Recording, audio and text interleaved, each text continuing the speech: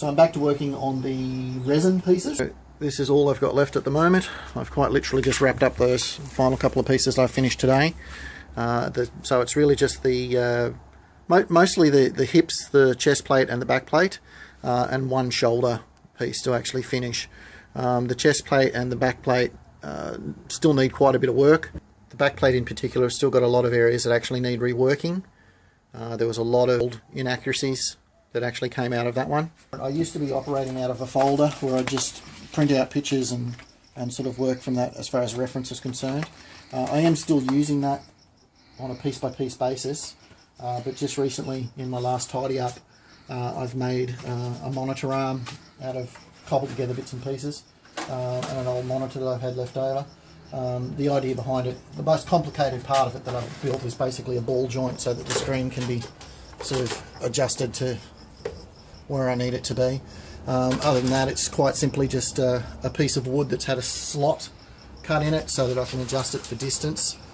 And it's linked back to an old laptop. I've got an old laptop that had a broken screen.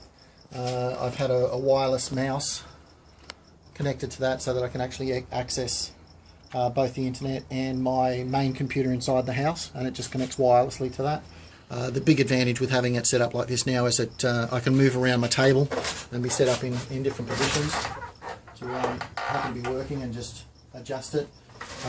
The other idea behind it too is that unlike the book, I can actually zoom in on particular areas and get a high degree of detail. This sort of stuff, you want to be sure that you're staying true to the reference material that you're working from and not drifting too far off.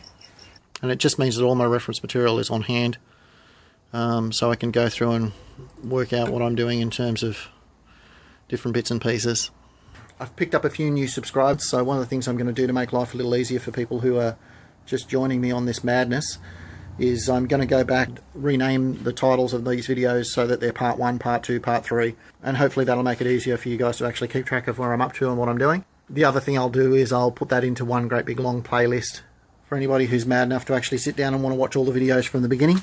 Anyway, that's the update for this time, guys. Talk to you soon.